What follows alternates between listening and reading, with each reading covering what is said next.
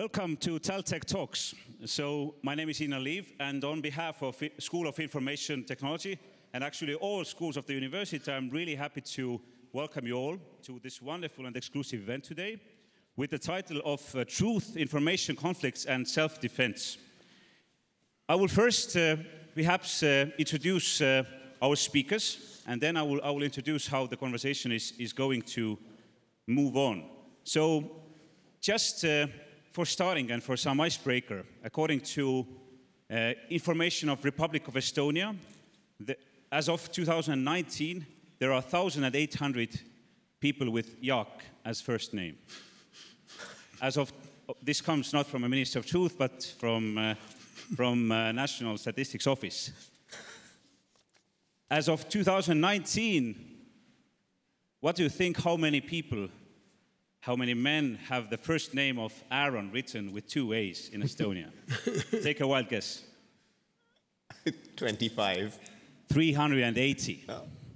So you can quite, let's say, people can think of his first name as quite an Estonian. Mm. Now, let me introduce you those 2 wonderful speakers we have today. First, our guest, Manya. He's a Singaporean poet and a policymaker, having served in the Foreign Service, a founding head of the Center for Strategic Futures at the Prime Minister's Office, director of the Institute of Public Sector Leadership and senior director for Industry at the Ministry of Trade and Industry. Currently, he's pursuing a PhD or DPhil at the Leonid Blavatnik School of Government, focusing on how different interaction dynamics between governments and IT companies influence national digitalization programs. He's also a member of World Economic Forum Global Future Council of Agile Government and a curator of Forum's transformation map on agile government. By the way, he has published 2 collections of poetry and is a member of Royal Society of the Encouragement of Arts, Manufactures and Commerce. He holds degrees in philosophy, politics and economics, and public policy from Oxford and International Development Economics from Yale. Our second speaker today, Hyakka Victor, took office of TALTECH as a rector on 1st of September 2015. He has graduated cum laude from University of Tartu in the field of theoretical physics in 1976. Since 1992, he has held the position of professor of optics and spectroscopy at the University of Tartu. From 92 to 95 as a vice rector of the University of Tartu, then the head of Institute of Experimental Physics and Technology, and from 98 to 2007, the rector of the University of Tartu. The next one I really like, it's a really Estonian sentence. Aaviksoo has held the office of Ministry of Education and Research of Estonia twice, and Ministry of Defense once. And he has been the member of 3 compositions of Estonian Parliament. Quick few disclaimers. First, speakers are expressing their personal opinions. Secondly, we really acknowledge the financial support of Public Sector Innovation and E-Governance Joint Master Program Pioneer by Leuven, Münster, TALTECH Universities and Erasmus Mundus program. The structure of our talk will be the following. First, 10 to 15 minutes, Hyakka Victor will start by presenting his position, opinion and arguments to the questions. Then, next, Manya will present his position, opinions and arguments, and already initially identifying first shared and non-shared views. After that, for 20-30 minutes, there will be an informal conversation to clarify arguments of the other, argue your own, and hopefully to convince the other. The goal of the conversation is, of course, not to solve those very difficult issues, but to identify most complex issues and points of agreement and disagreement. So thank you, and Hyakka Victor, the floor is yours. Thank you, Inna. I'd first like to welcome Aaron to TALTECH. I learned that it's your 2nd visit to Estonia, and you seemingly love the place, despite the awful weather we have usually. But believe me, there are better times in Estonia as well. May, June, July maybe. So when planning for a next visit, please try to come when it's much nicer outside. I'll keep that in mind. Well, for very unclear reasons, after leaving my career in Tartu in 2007, I ended up in the Ministry of Defense as a Minister for Defense, and in these times it was a challenge for the whole ministry and for the country to develop a comprehensive defense strategy for a longer period of 10 to 15 years. And gradually, now already 12 years ago, the understanding was emerging that the modern society is much more complex than it was 50, even 20 or 30 years ago. Even the very basic understandings of war and peace, conflict, armed conflict, especially in the light of developments of information and communication technologies, it was gradually becoming more and more clear that in order to address the issues of national security and national defense, we should look broader than purely from a military point of view. Fighting armies, kinetic attacks, but it's much broader than that.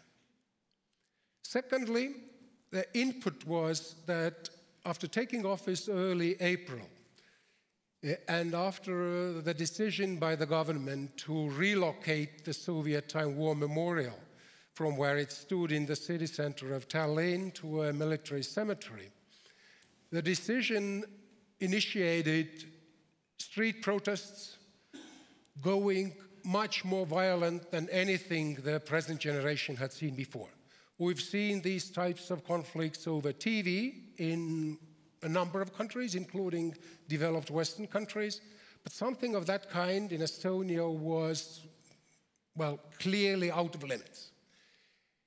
And it was about ideas, symbols. It was not about shooting or fighting each other. It was about basic symbolic things.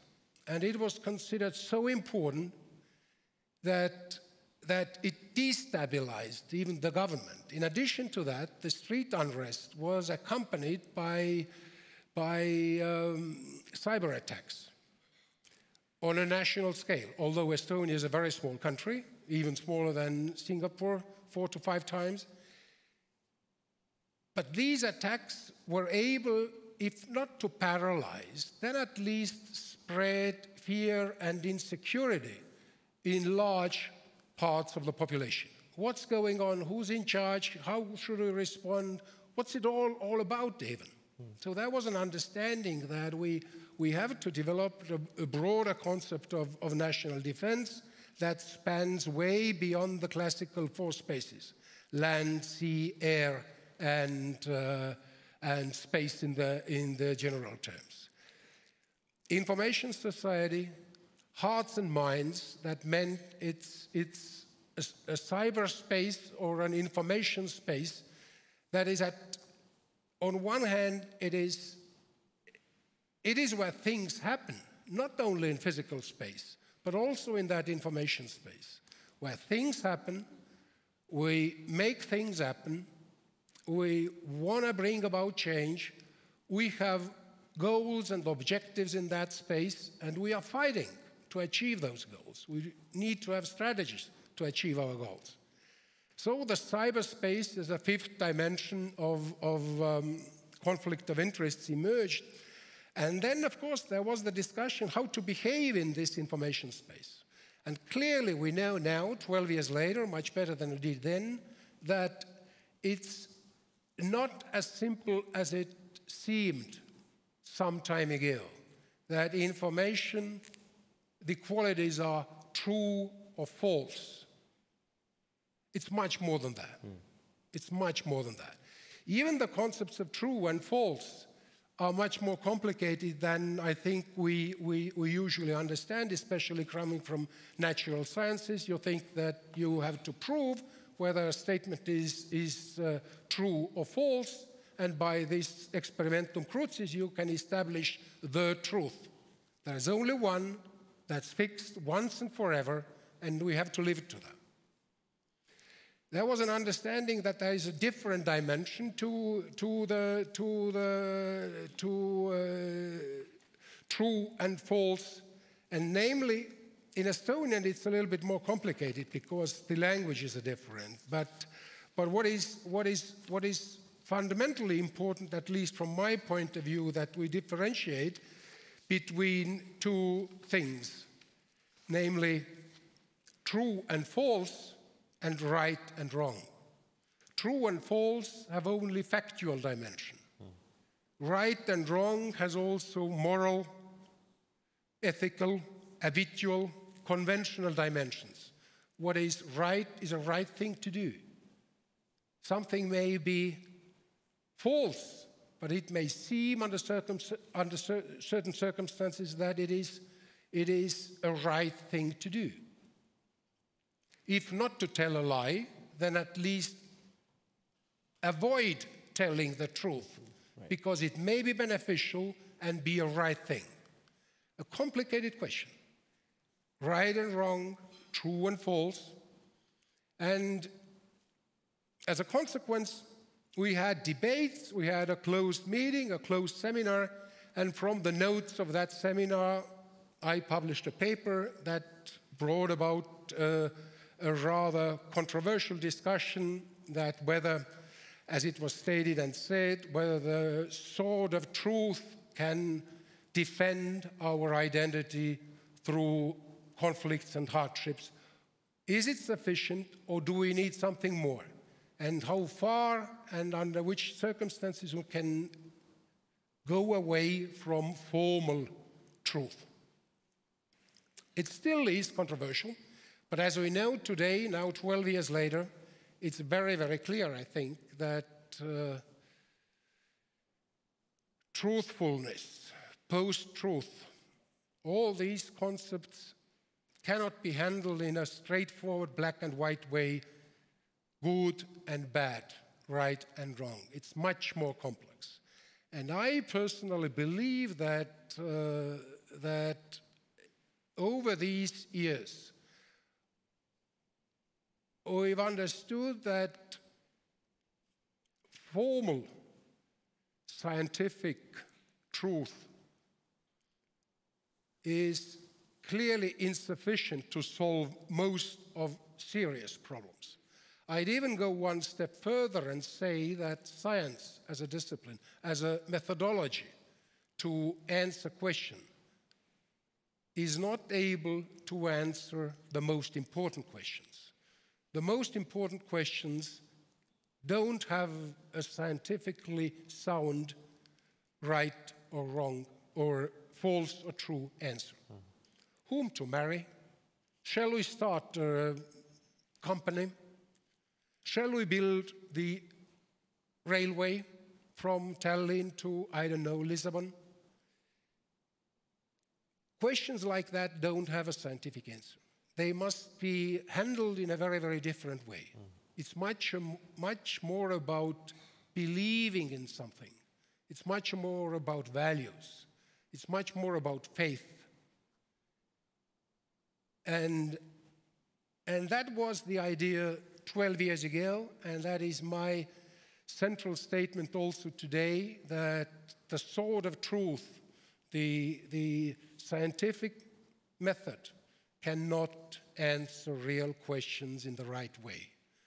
We have to find political, value-driven answers, make our choices. Knowledge may help, and surely it helps. And especially it's helpful when we devise a strategy to reach that goal or objective that we've posted through free will. But it's not able to solve the core question, what the goal should be, what the objective should be, and so on and so forth. And finishing my intro and giving you a chance to respond or to develop the answers to the questions posed, I've tried to build a physical analogy to the modern turbulent world that has been created through the development of information and communication technologies. We all know how big rivers bring water from mountains to the oceans. A strong laminar flow that's been there for hundreds or thousands or even millions of years. And this behavior is understandable, predictable, and you can describe that in simple terms. And then when you look at a mountain river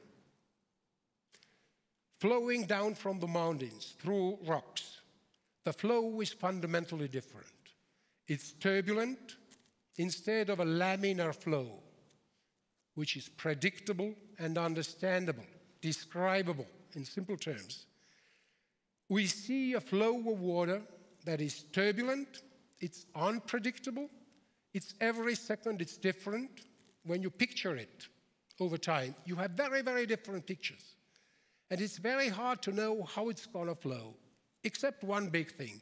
More or less we know in which direction it goes. So the basic principles are there in place, but on microscopic level, it's much, much more complicated.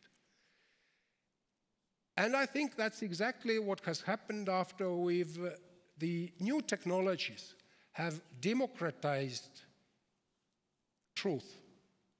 It's accessible to very many people. We can spread our ideas, very little barriers of entry, no censorship, either implied, implicit or explicit. Everybody can express their views, be they right or wrong, and to find out what is very, very complex. Some ideas, right or wrong, even doesn't matter, can grow big, develop through a society and die after some time. Some of them may grow so big that it's very hard to fight them at all.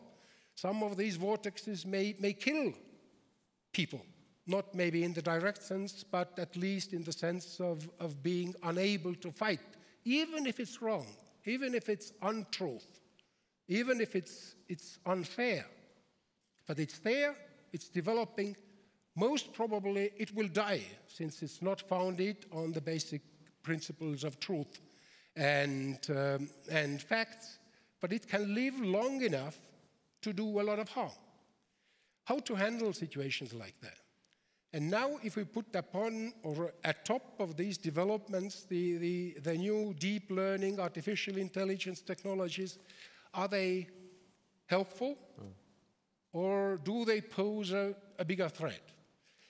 I personally believe that, like all technologies people have invented through the history of, I don't know, tens of thousands of years, all of them are neutral when we talk about them as technologies.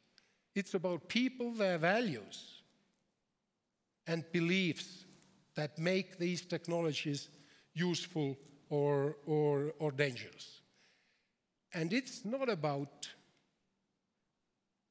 facts. It's not about formal decisions of right or wrong. It is much more about what we believe in, what our values are, and how we make use of those technologies. So basically, summarizing the idea is that we are living in extremely interesting times where old models of understanding what is right and what is wrong, what is true and what is false, are not directly applicable anymore. Working only in the space of black and white space of rights and wrongs is not very productive. We have to find ways that combine facts on one hand and values on the other hand, and we have to make wise use of the emerging technologies and be very, very sensitive and very, very careful not to cross the borderlines between good and evil. Good and evil is much more important than true or false. Thank you. That was my intro. Should I go on? Okay. Thank you very much, Hyakka. That was a really wonderful, very stimulating introduction. And I wanted to thank you also for the kind invitation from TALTECH to be here today and to interact with you and your colleagues later on in the next few days. I thought I would just cover 4 broad areas of both similarities and differences between what you said and where I think I would be coming from, as a policymaker, and particularly from Singapore, right?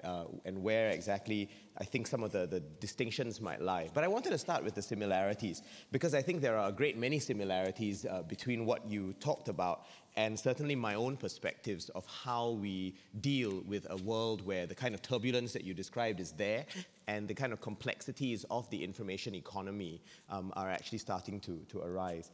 And I wanted to start with your idea that we need to move beyond the classical military point of view, because this is something that we've been feeling for a very long time back home in Singapore as well.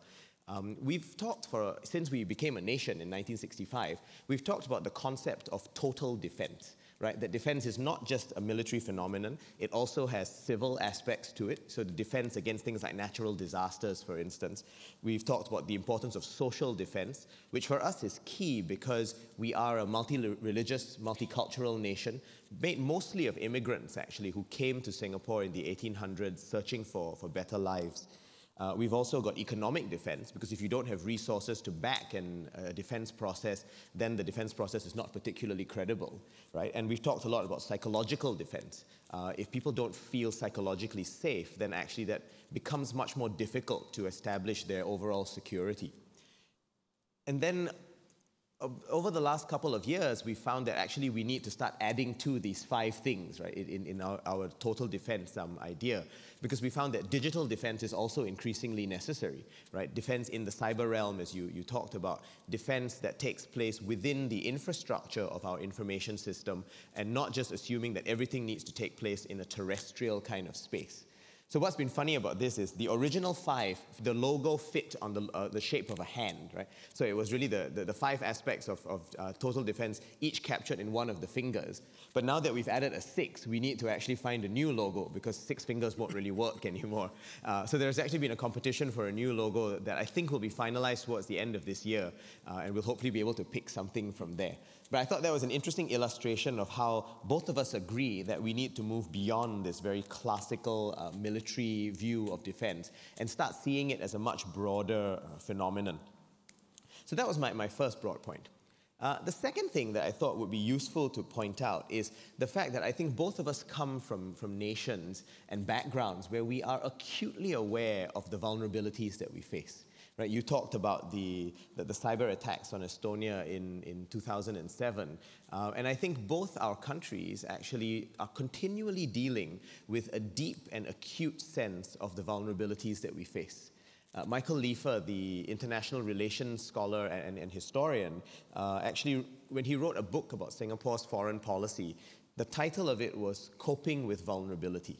Right? The fact that a nation that is as small as us and is as continually open to the global economy is going to be regularly dealing with deep vulnerabilities, right? The vulnerabilities that come from a globalized system, as well as the vulnerabilities that come from our geographical location and the fact that we are multi-religious and multiracial, right? There are both internal and external vulnerabilities there. Now, these, I think, are slightly different from the vulnerabilities that Estonia faces, right? Yours are primarily externally facing ones. But of course, you face your own internal vulnerabilities. You have a different kind of ethnic composition compared to Singapore's. But I think there, again, there are the kinds of balances that you have to strike are quite similar to the ones that we are faced with. And in the information economy, in the information society, I think what we see is those vulnerabilities becoming potentially much more acute. Right? Because information spreads so much faster, it spreads so much more at scale than it might have before. And that means that mistruths or untruths or distortions of truths, which might have implications both on economic standing as well as the social balance amongst our different parts of the population, those become so much more critical, right, in this world that we are dealing with. And I think that kind of vulnerability, therefore, is for me the really fundamental issue that we're dealing with here. Right? It's not just that defense is a multifarious phenomenon.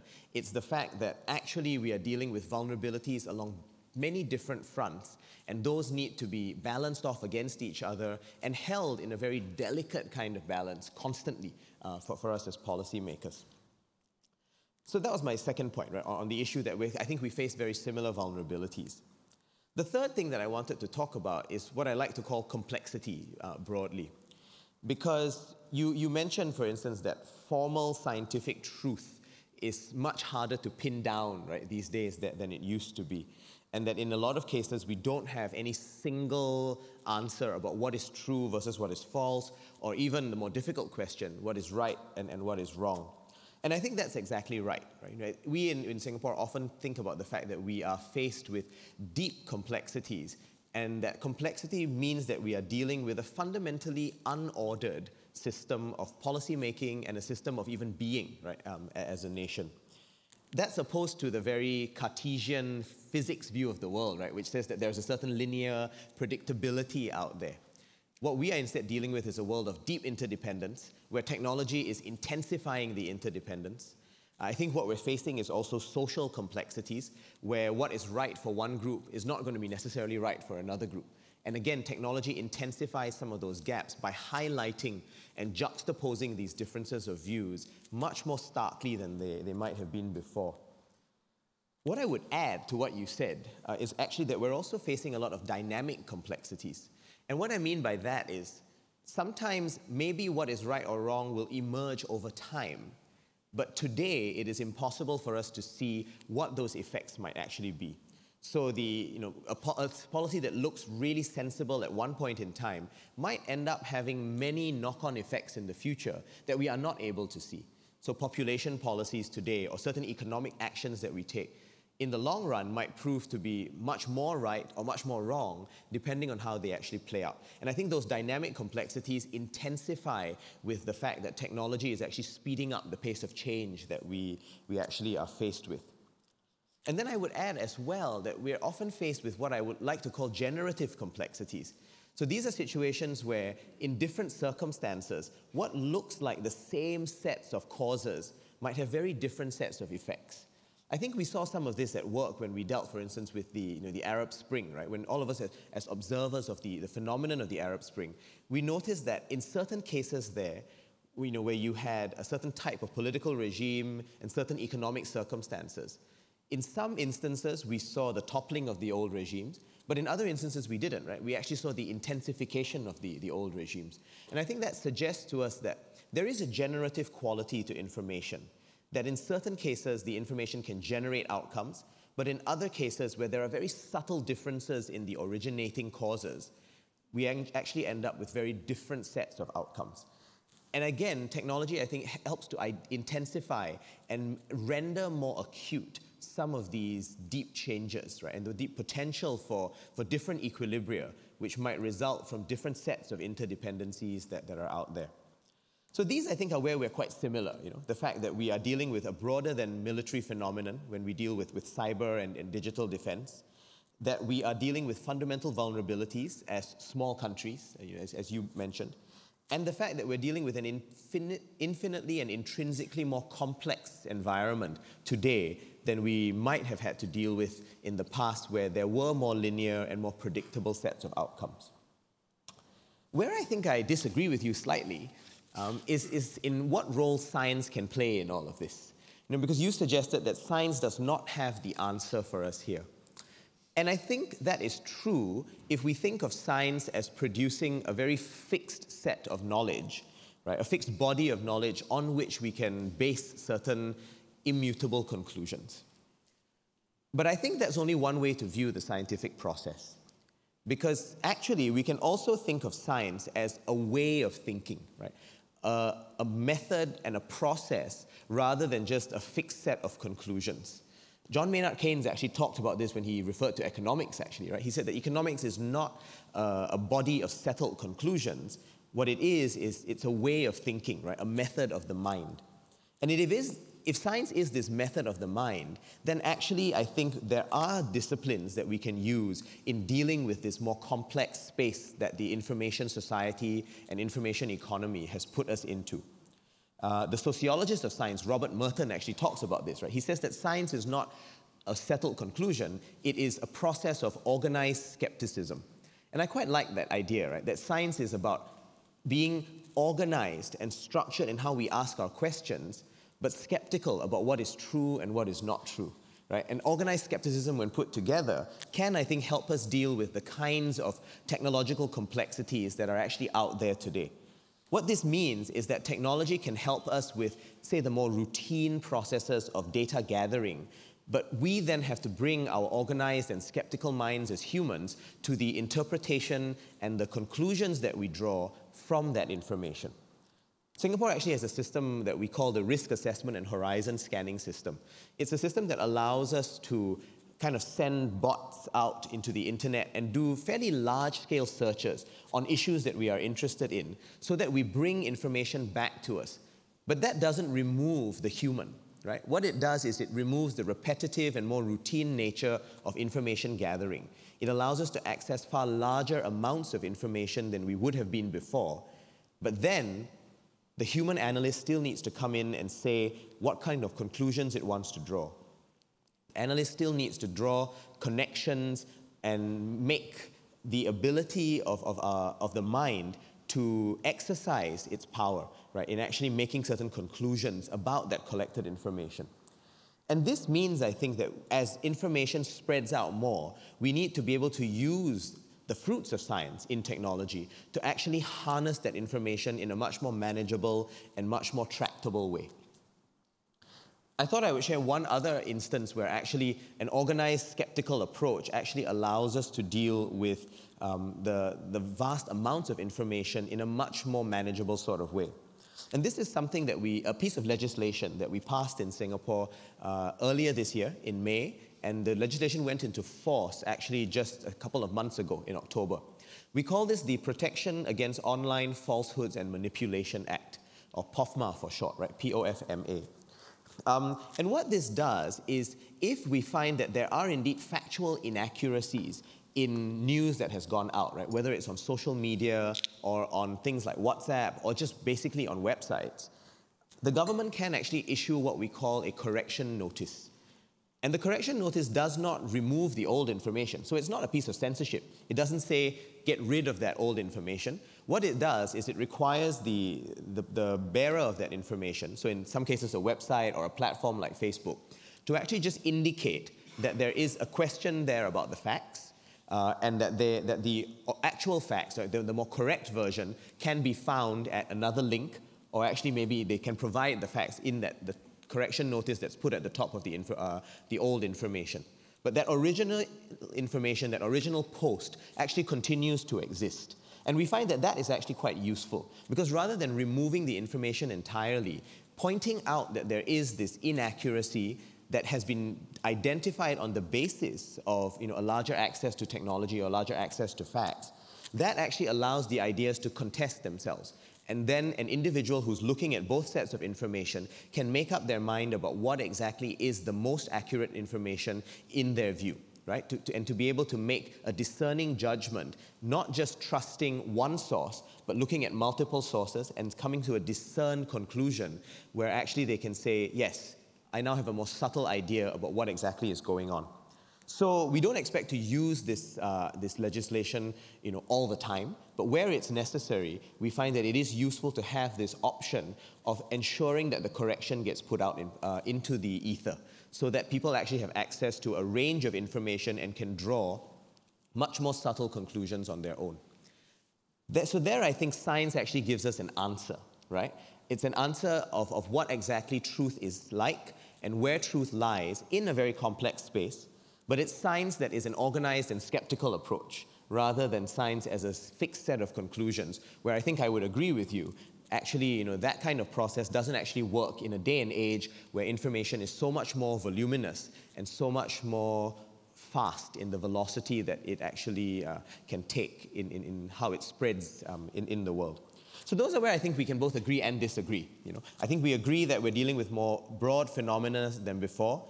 We agree that there are vulnerabilities out there, and we agree that the world is much more complex than before.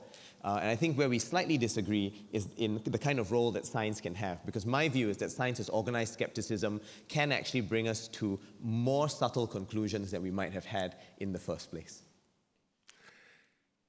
Well, thank you. I use this opportunity to pick up this last comment on where we may disagree to a certain extent. And I allow myself to be even a little bit more provocative than I was before. And I think we face a very, very fundamental conflict.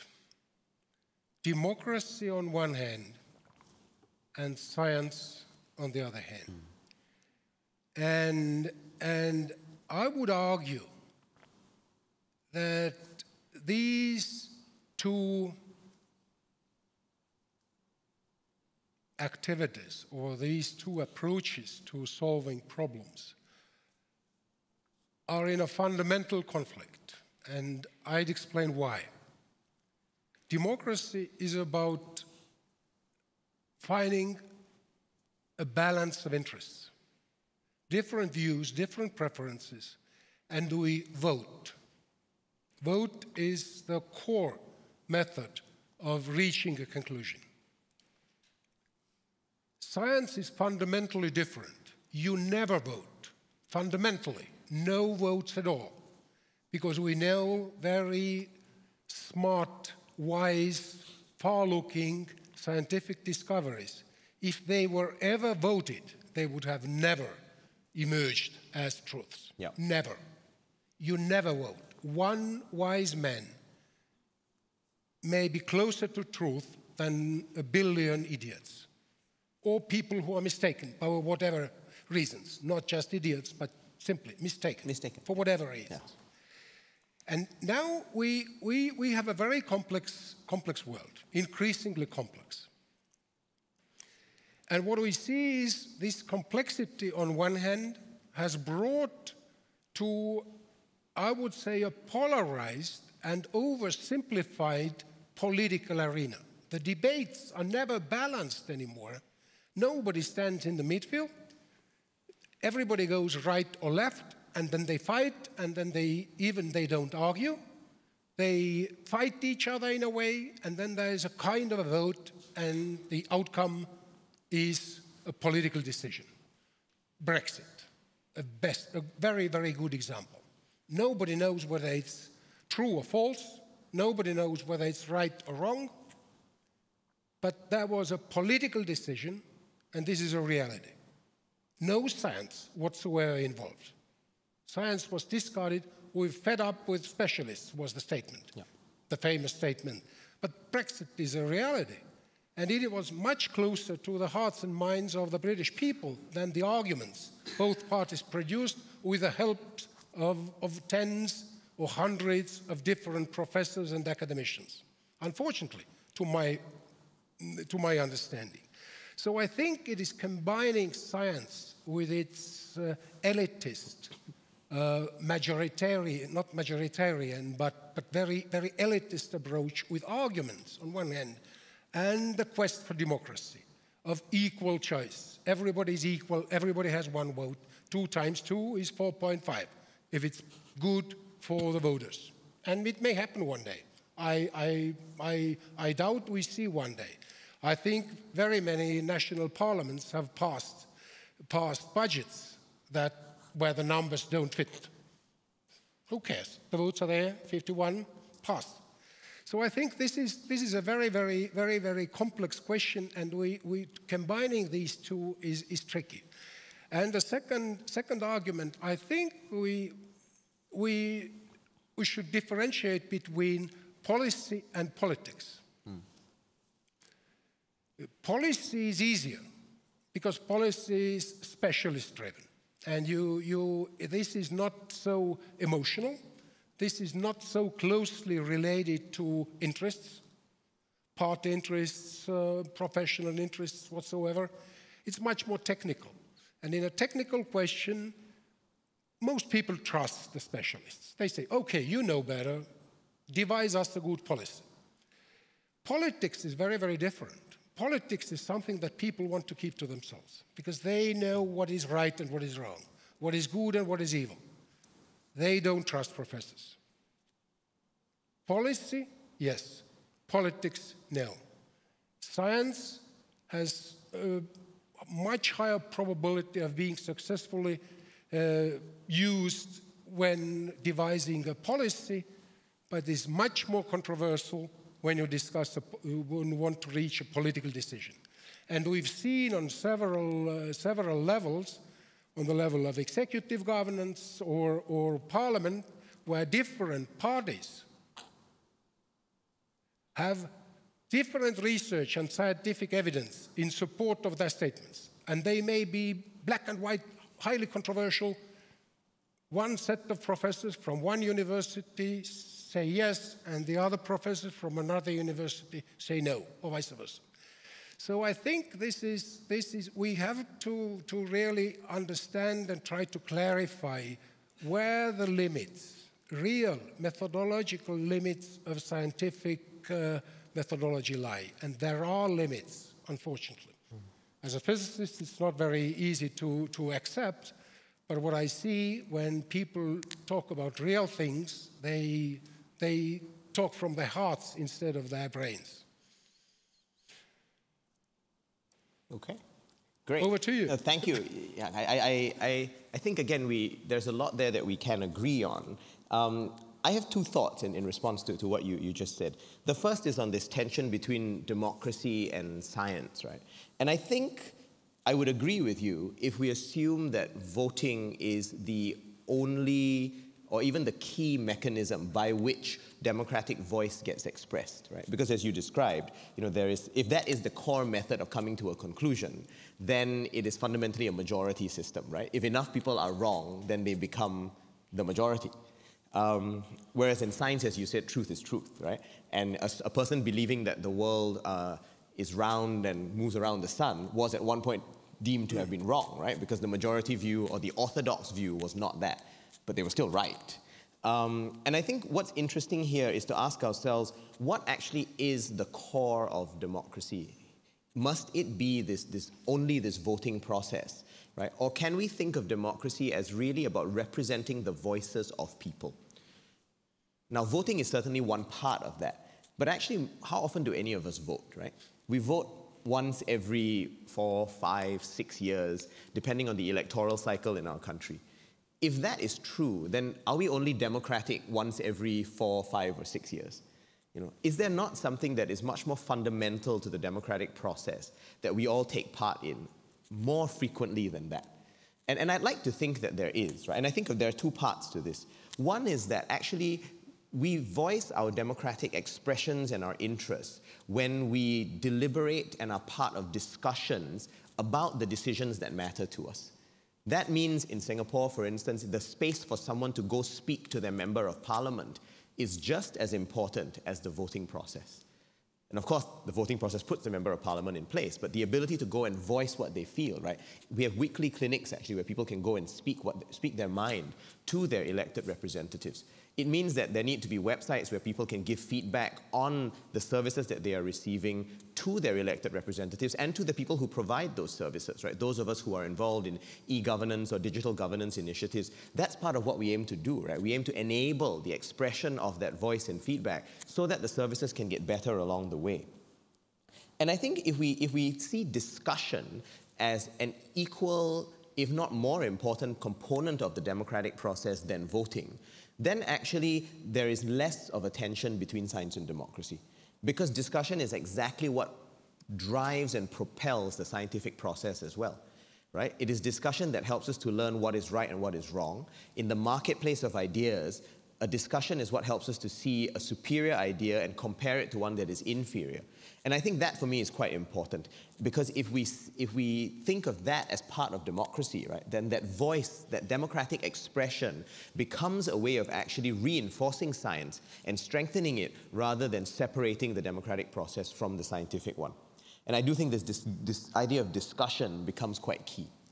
This then links to your second point about policy and politics, because if we ask ourselves, what is it that people are so suspicious about these days? It's actually the fact that there are these large institutions out there making decisions in a black box over which citizens have very little awareness and control. And it is that, right, that uncertainty, that opaqueness of the process that people, I think, are fighting against. Because when I think back to what I've been studying in any large organized system, one of the insights that comes from organizational development is people buy into what they help create. If you are involved in creating something, you're much more likely to feel invested in that whole process. And so I think what people are pushing against here is not just policy versus politics. It's that what they are involved in, what they are involved in discussing, what they are involved in deliberating, citizens are much more likely to feel invested in. And what they are not involved in, right, large, dark, and opaque processes in big firms or big government, that is what people, I think, are pushing back against. And so the solution then is not to abandon the entire process of governing, but it's to say, how do we involve people more so that by being involved, they can actually buy further into what they have helped to create. And there, I think, some processes like citizen assemblies, citizen juries, platforms whereby citizens come together to be involved in the making of politics and of policy. That, I think, is how we actually address some of these deep disenfranchised sentiments that certain sections of the population are facing. So I think the problem with Brexit, for instance, is that maybe a decision of that level of nuance and complexity shouldn't have been the subject of just a single vote, right? It needed to be the subject of much more nuanced processes where people could have learned about what was going on rather than just say yes or no when actually the answer might have been maybe for what they wanted to do. So I think these kinds of processes where citizens get involved in the politics and the policy are actually what we need. And we see interesting examples of this, right? There are deliberative processes taking place in Australia, in American cities. Singapore has a process that we call the Singapore Together policy process, whereby we are involving citizens much more in not just high-level policy making, but actually figuring out what kind of delivery platforms works best for them. And when we combine both the policy formulation and the policy delivery process with the insights that citizens can give us, then I think we involve them more. And when they are involved, they are much more bought into what they have helped to create. So I think there are ways to balance the scorecard that you described and actually reduce the tensions if we start to think about democracy in a much more broad way than just voting. Democracy, I think, is one of the most overused and misused terms in the world. Yep. And everybody tries to pick a version of democracy what suits him or her. But I think this is a very, very appropriate question, or a very, very, very appropriate time to talk about democracy, and especially in this framework, you coming from Singapore, which very many liberal democracy supporters think is not a liberal democracy, although they agree that it is democracy of its own kind. That's clearly the great political work done by late Prime Minister Lee, I think, has created an exceptional example of a governing system that is both effective as well as just to a certain extent. I think there is a broad agreement that it is, in its own way, a very, very good solution. We know the liberal democracies are under threat, and increasingly people doubting that, or at least they are looking for a modernized approach. I mean, using the technologies, reaching out to people, involving them, using the technologies, e-voting or e-discussions. Citizens decide. There are different projects in Estonia, in a number of other countries, where we try to engage people into the political process. It's not easy, it's sometimes controversial, but that, I think, is a prospect of moving forward. But the big challenge, I think, comes from countries. The best examples most probably are Russia, Turkey now, and China for different reasons, which also believe that they have a kind of democracy. And frankly speaking, there is no scientific evidence or scientific proof which of these three, Western liberal democracy, then authoritarian version, in these three countries, or a combined version of Singapore and some other smaller states is going to win in the long run. We really don't know. There is no kind of proof. But what I think is worthwhile to discuss is that if we want to move towards an enlightened democracy, like the enlightened monarchy, the same aspiration, monarchy is maybe good, provided it's enlightened. But maybe modern technologies, AI and all what we've got, helps us to develop a model of democracy which is really takes the good parts of both Singaporean experience and the liberal democracy experience, and with the use of the technologies, breaks even between scientific evidence and political interest. That might be a way forward. Yeah, no, I think I would very much agree with that. Certainly the idea that there is a democracy of its own kind at work in multiple parts of the world, I think that's really important, because to assume that there is a single model of liberal democracy that is always and everywhere applicable to all situations, I think is an exercise in both arrogance as well as futility, right? Because no single models work in multiple cultures. We need to find ways to localize the practice of democracy in different settings. And Singapore is one example, as you talked about, but I would push that even further and say, India is one of the most democratic countries in the world, and the forms in which they practice democracy are not the same as what happens in the UK or in Canada or in the US, right? But the systems of local discussions, right, the city councils, the townships, or what they call the panchayats in Indian cities, right? These deep deliberative processes of people coming together and making decisions about what affects their lives, not just some broad abstract policy, but what affects them in the daily realities that they live. That, I think, is actually quite powerful. And I think what is important, therefore, is to look at whether or not human life is enhanced by the expression of democratic voice. Whether that voice is expressed through the mechanisms that are available in the US cities, through what Alexis de Tocqueville talked about in the voluntary associations and the townships, or whether we see examples of British democracy, or whether European democracies are what's needed. I think the core thing is to ask ourselves, is human life actually being enhanced? Is human security happening? Is inclusion happening? Are we protecting the weakest parts of our communities? Is innovation and economic competition happening in ways that enhance public value as well? And if the answer to those questions are yes, then I think it is the outcomes by which we should be measuring systems, not necessarily their adherence to a process that works only in some places versus others. Yeah. So I think we're very much in agreement there. And I think the key is to ask ourselves, not so much which model is going to win, because that might be an interesting question for academics, right? And certainly I enjoy having these discussions, when I'm working on my PhD at Oxford. But when it comes to the question of governing, I think one really critical question is, well, what actually is going to work, right, in different settings and in different systems?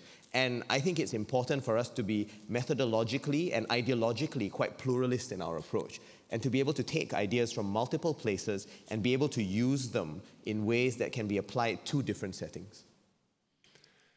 Well, I was thinking in the old days when I went to school in my childhood, there was a kind of an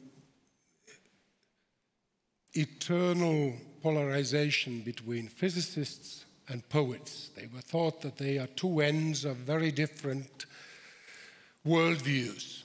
And to a certain extent, now we sit here. A poet, in a way, I think it's fair to say you're a poet. And I was once a physicist. Yep. Maybe even today to a certain extent. And it ends up in where we disagree. You believe more in science than I do, and I believe more in poetry or feelings than you do.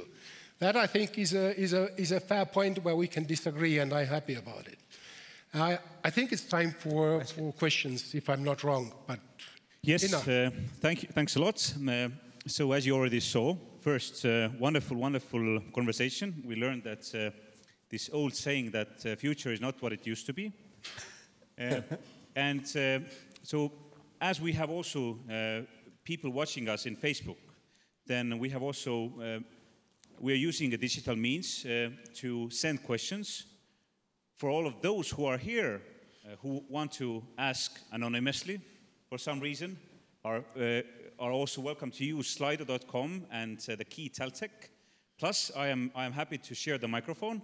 And just as a remark for the recording, when you ask the question, then the speaker will repeat your question and then answer. But are there perhaps any questions so far? Yes. I have a question to Jaak. So, my name is Mart Min, Tallinn University of Technology, of course. And your background, Jaak, is a physics. And you know that physical space has 3 coordinates, x, y, and z. And just you told as well a mental space or so, what has coordinates in my mind, truth or false, right and wrong, and good and bad. Did you made it intendedly, or it happens to be so, or is it some kind of mental world, or is there any mental vector to evaluate in this space? Well, thank you. I hope I understood what you asked me, although the question is in any case a very complicated one. Of course, the physical Newtonian space has 3 dimensions, we all know that, and Einstein added a 4th one, the time, and many people believe, at least physicists do believe, that you can explain everything that happens in the real world in these 3 dimensions. Now, I think it is fair to say that there is another space, which I would call a space of values. They are what is valuable to us, what we think is valuable, you build an identity, a personality, a subject. And now the question is that, is there any metrics in this value space? How many coordinates? 2, 3, 4? It becomes complicated when there is more than 3. And that's why I think that, yes, I think we can have these coordinates in a value space and we can position ourselves in the value space. By the way, cultural values, Engelhardt has tried to do that on 2 dimensions, and this is a well-known mapping of cultures, not persons, but nations and cultures.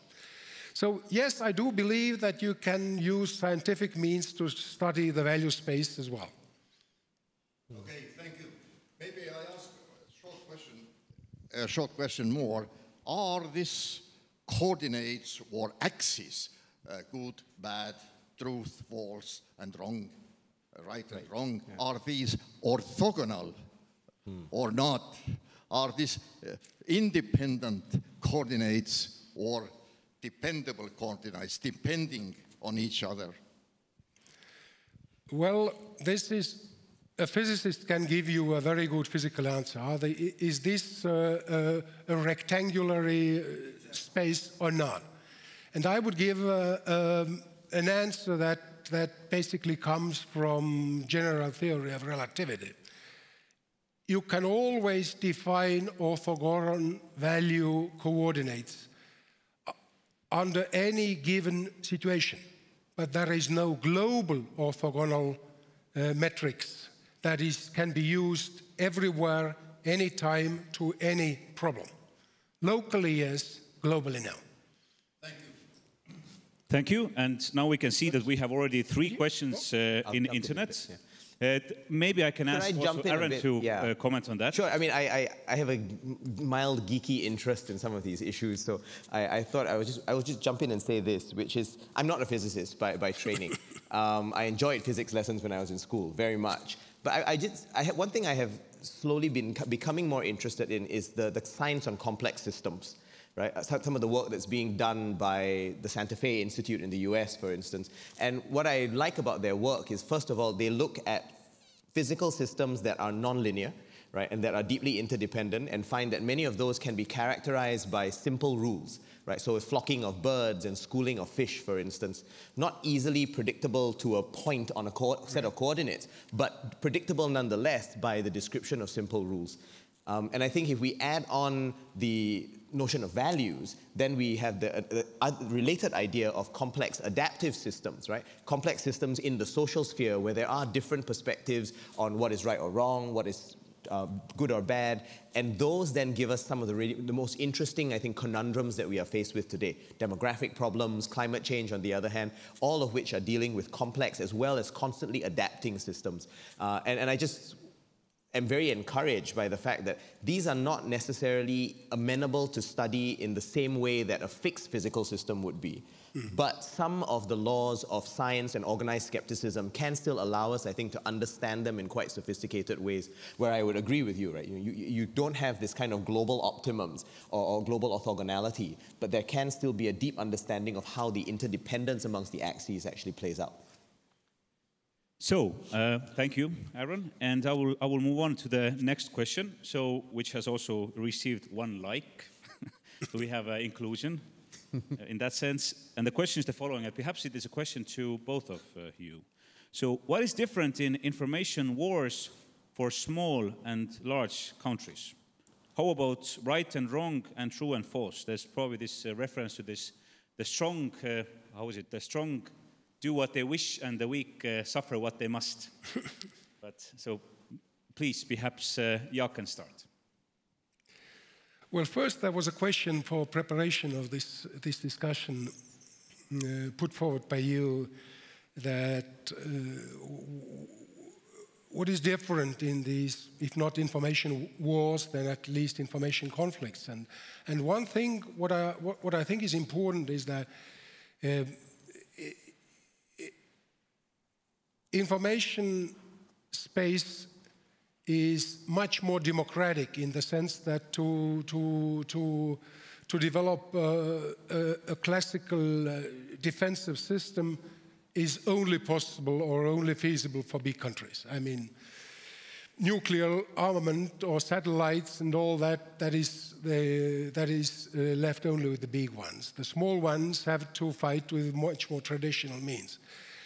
In cyberspace, the barriers are much lower. It's much more democratic. Even small groups of people can develop wonderful ideas and memes that attract support from all over the world. So it's much easier for the small countries to develop effective ideas, effective systems, their stories. And I'd like to emphasize also the need for a good story. Facts, necessary, but not sufficient. A good story. Who I am, what I want to achieve, what are my aspirations, finding friends, telling your story is possible also for small countries, equally with the big ones. Where, of course, we are not as good, maybe the small countries, and where it is tricky to use to work on massive data, to collect massive data, analyze that, and by the use of these data on one hand and information technologies to influence other players. And that is clearly, big countries can do that, and they are working on that maybe more efficiently than we'd like to know. So I want to pick up your idea of story, right, and kind of build from there, because I agree very much that kind of grand narrative is key. And it made me think about the fact that all countries, large, small, all organizations actually have a grand strategy of some kind, right? Some articulate it better than others, but they all have them, right? There's somewhere they want to go, and then they have an ability or not to marshal resources in getting towards that overall vision. And I think what the information age does is it makes that process of formulating and implementing a grand strategy a little bit more difficult, but there are also some opportunities in it. The difficulties come from the fact that the grand strategy has to adapt a lot more quickly, right? Because reality changes, and that means that on the ground, the strategy is going to have to be constantly evolutionary. It cannot be fixed in stone as it was, say, 10 or 20 years ago, right? That constant adaptation, I think, is important, which means that there needs to be a certain agility in how the grand strategy evolves.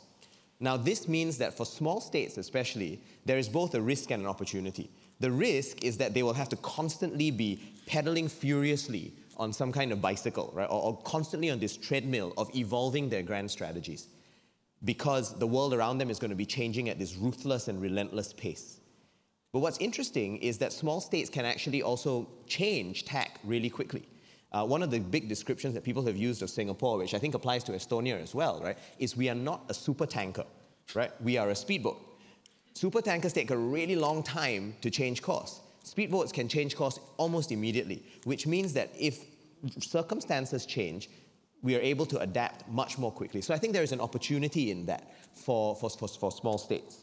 I wanted to point out one other quick thing about what information does, which is that I think, and this is also an opportunity, the idea here is that all organizations have some inherent biases and limitations. This doesn't make them bad, it doesn't make them malicious, it just makes them human, right? We all individually have biases, and the organizations we are in, therefore, also have biases. We may believe certain things unthinkingly, we may think that some stuff cannot ever happen, and those are all our biases, right? They are a result of the worldviews and assumptions that we have. What I think the information age does for us is it helps us to re-examine that bias a lot more.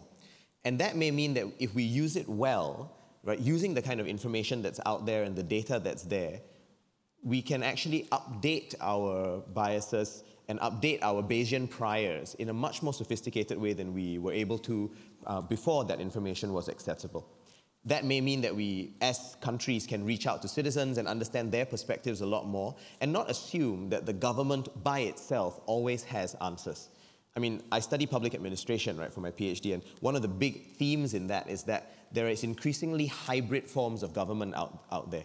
Government between the state, businesses, and civil society, as well as individuals, all coming together and mutually complementing because they bring different kinds of information to the process of making decisions.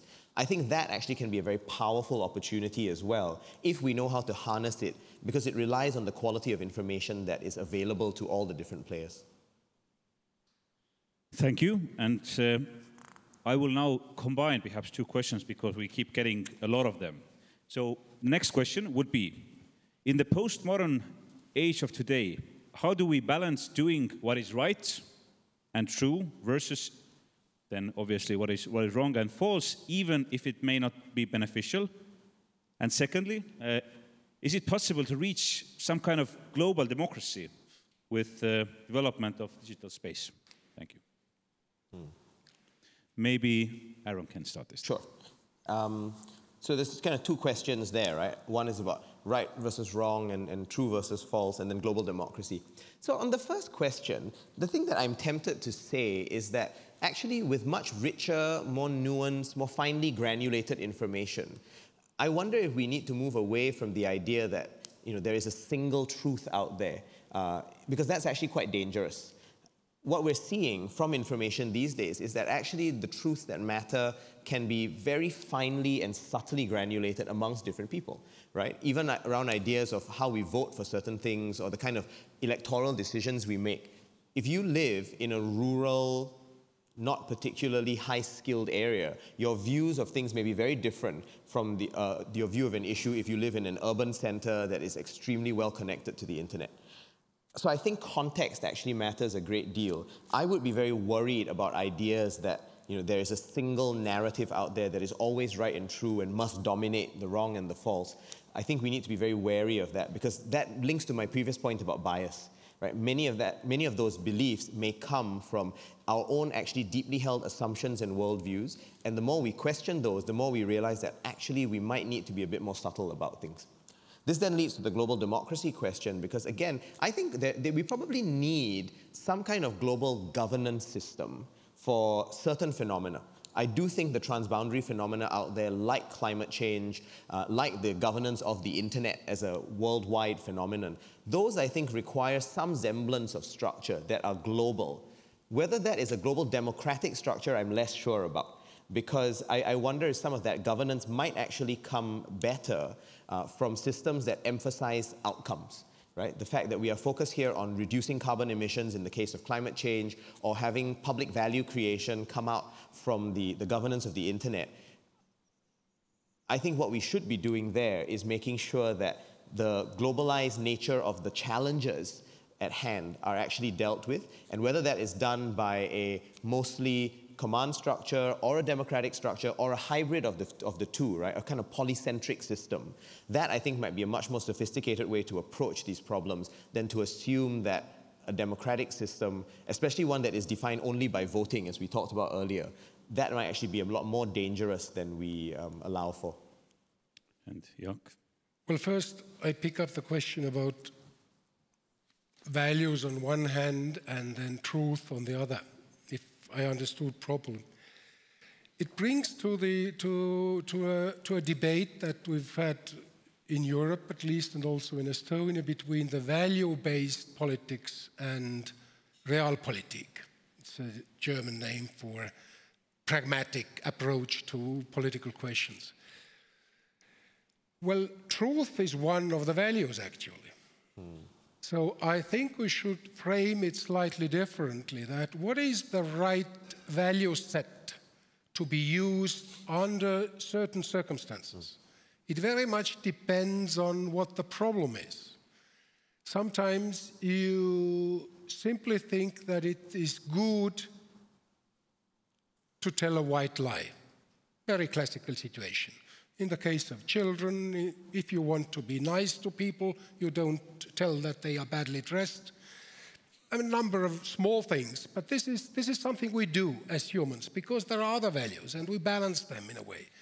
We do it differently in different situations. Countries use them differently, big and small ones use them differently. So I think there is no fundamental controversy. But I think we always have to be aware which values we make use of. Because, and I think here we have to be very transparent. We say we do this because of other values. That is a balanced solution. And those who look at our decisions have to understand why we've decided like that. We should be transparent in the set of values. And this is not necessarily the monopoly of truth as the ultimate value. As for global democracy, I think it is the biggest global challenge. In a way, it's a bigger challenge than climate change. We all witnessed a disagreement concerning climate talks. And this was a value conflict, and this was a historic conflict. It was not about technicalities. It was even not that much about money. It was about what is fair historically and what is not fair. And unless we have a procedure, a political procedure of reaching a solution sooner or later, better sooner than later, then that basically means a global framework of solving problems. Even if it's very specific, the climate change problem, we have to work hardly before we can start solving climate change problems. We have to work much harder on reaching modus operandi, how to solve these climate change problems. Otherwise, we start fighting each other and things get worse, not better. Aaron, do you want to comment on that? Well, I was just thinking, I guess, to build on your idea there. I agree that the procedure matters, but what would the procedure look like, say, to deal with climate change? I think we definitely both agree that different problems will require different sets of procedures, right? We can't have a single totalizing narrative that works in every instance. I mean, I suspect it is human to look for that kind of silver bullet, but it probably won't work in reality. But in the case of climate change, what is that procedure? Is it one where you kind of think about, simple majoritarian voting? Will that lead us to the right answer? Probably not, right? Which is why I worry about the democratic procedure there. I think actually what we need in climate change is a common understanding of what exactly the problem is. And then, even if there is differentiated responsibility amongst different states, we actually need all the parties to come together and say, here are the contributions that we can make. And one other problem with a purely democratic system when you're dealing with climate change is democracy assumes that political actors are the most relevant ones. But in the case of climate change, actually cities, businesses, individual citizens and their consumption habits have just as much of a role to play as political decisions at the governing public sector sort of level. So I don't know if it is really a democratic solution in that case. And I'm using the word democracy here in a kind of broad sense, right? What I think we actually need is clearly a global phenomenon, but the procedures need to be much more encompassing than traditional democratic ones would allow. Thank you. And I will, again, for the sake of time, I will combine two questions. First, for millions of people, the right or wrong is predetermined by religious dogmas. What role has religion to play in 50 years' future? And second question, for the following decades, do you expect things to get worse before they get better? And this time, perhaps, Jaak can open.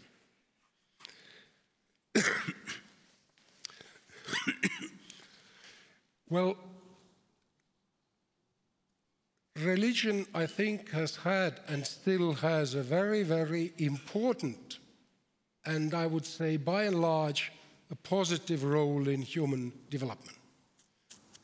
It has been one of the most effective means of stabilizing societies. Not that everybody fights everybody, but there is a framework, a mental value framework that stabilizes the society. And what we've seen, I think, especially in those parts of the world who've been fighting religion for whatever other ideological or religious reasons, when you eradicate religion, the monotheistic classical religions, what you usually end up is not a scientifically based civil society based on scientific method, but you rather end up in people starting to believe in different things in a totally unorganized way, and that may create instability instead of rising to a higher level of understanding the world, not through religion, but through scientific inquiry. So I think that religion is important, has been important, and still is important. And if we want to replace it, then I would advise something that may be called a scientific religion, the true belief that human beings can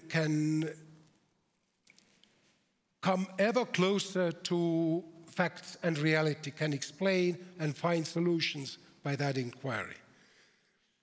So that, I think, is my answer concerning to the role of religion. And the second question, I'm sorry. The second question was that, considering for the following decades, do you personally expect things to get worse before they get better? Of course. I truly believe that all questions, before being answered, must ripen, must reach a state of urgency of some kind. Of course, it is often very useful to solve them as early as possible, but trying to solve them too early, may bring to bigger mistakes, because when a problem is ripe, so to say, then you understand all the problems, all the complexities related to that question. Yes, most probably it's getting worse before it's getting better. Thank you. And Aaron? Wow, these are both quite big questions, right? So on religion, I would agree with Jaak that that there are important positive effects from religion which we should not ignore. The religions at their purest, right, encourage deep thought, discernment in particular approaches to problem solving. They emphasize regard for humanity, no matter what the station in life of a person is. All religions, I suspect, at some point promulgate the idea of love, all of which are really important for policy decision making. And I don't think we want to lose that richness, right, that comes from a religious or spiritual approach to things. But the fact is there are, of course, going to be differences amongst religions, right?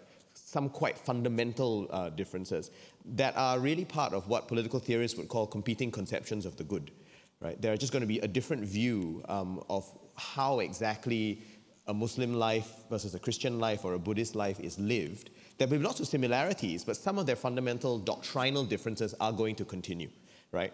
I mean, you either believe that when you die, you go to heaven, or you believe that you're reincarnated. It's very hard to have both of those things happen in the same world, even a quantum world, right? It's a bit difficult to get that. So those are, I think, irreconcilable differences. So that is where I think the notion of state neutrality becomes important, right? That we need to make sure that religion has a role to play where it is relevant and useful in creating value in public life.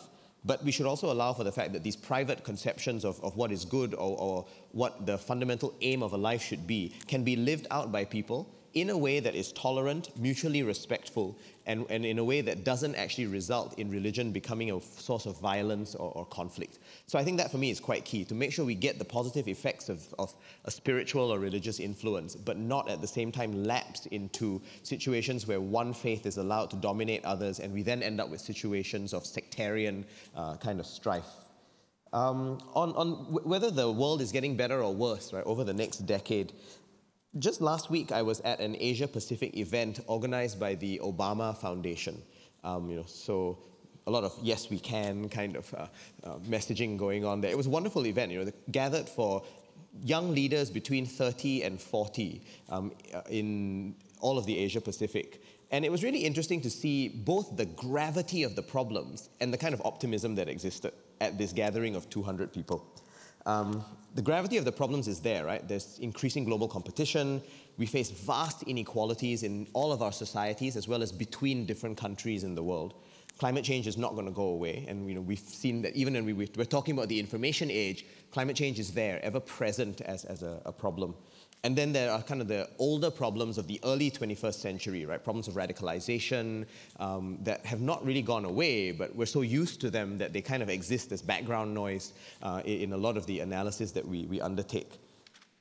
But then on the other hand, there's a lot of people rallying to actually start solving these problems, right? There's, I think, at the moment, a much greater exercise of human agency today than there was, say, even 10 years ago, right? People saying, we're not going to wait for the large institutions to solve these problems. We're going to take action at our individual, hyper-local level to start addressing these.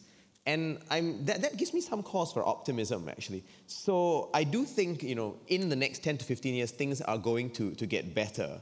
I'm not sure, actually, whether they need to get worse or not, because I think we're in a situation where they've got so bad that actually there's been a lot of rallying already and the starting of exercising agency by a good number of parties. Thank you. And as we are really, time is pressing, we have time just for one last question. And again, perhaps for both of you.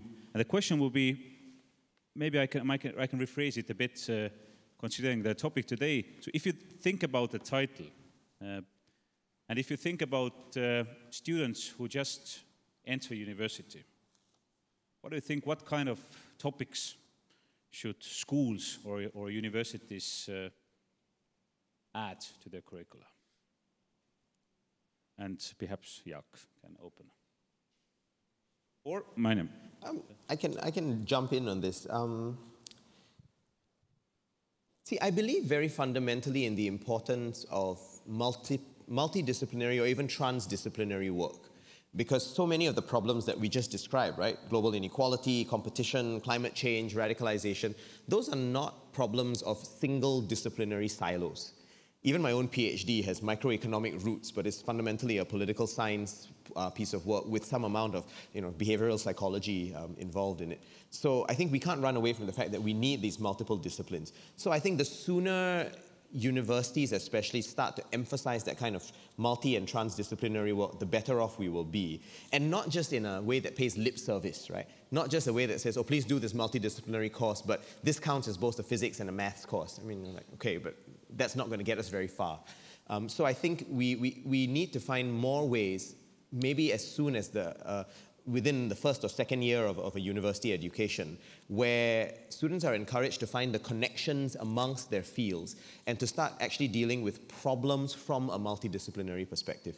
And what I mean by that is I don't think we need necessarily courses in climate change, but what we need is for that kind of work to feed into all the existing courses such that a student would be able to see the connection amongst the different disciplinary approaches, and then hopefully be able to bring those different approaches in actually dealing with the real-life situations that they're faced.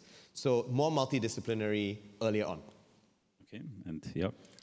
Well, multidisciplinarity or transdisciplinarity is clearly something that is a must. I think very few problems, if at all, nowadays, real problems, can be addressed within the limits of a certain academic discipline. These are simple problems. Real problems are so complex you can't solve them.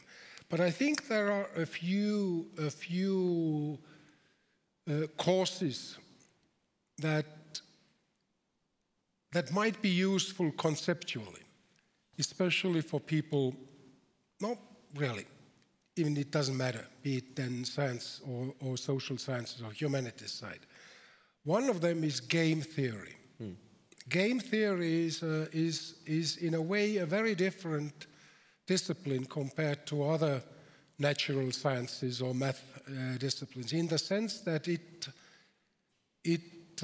includes a competitor or an unpredictable external source of interests. And this is to understand conflicts. It's so important to understand that conflicts in a way are fundamentally different from classical natural sciences, fundamentally. And very many people, I think, haven't got an idea to what extent this is different. And second is complex systems. Complex systems and non-linearities among them. From our daily practice, we tend to think linearly. It's the easiest approach. It's intuitive. It's even not an educational attitude. It's in our genes. We think that everything is proportional. But most things are not proportional. Most things are non-linear. And to understand that this is also fundamentally different is very, very important. And that basically is the way where you mix things. Good beyond certain limits becomes bad. Because if it's linear, more of the same is better if it's good. That's right. But it's not true. Not linear, yeah. Real life is not true. Too much good thing is bad thing. And it happens very often. I think these two things, complex systems, non-linearities, and game theory. So wow, what a conversation. And thank you guys. Thank you all for coming. And let's make an applause for our speakers. Thank you. I come to your university. I come to anywhere that teaches game theory and complex systems. Thanks. Thanks, Ina. Thank you. Right there.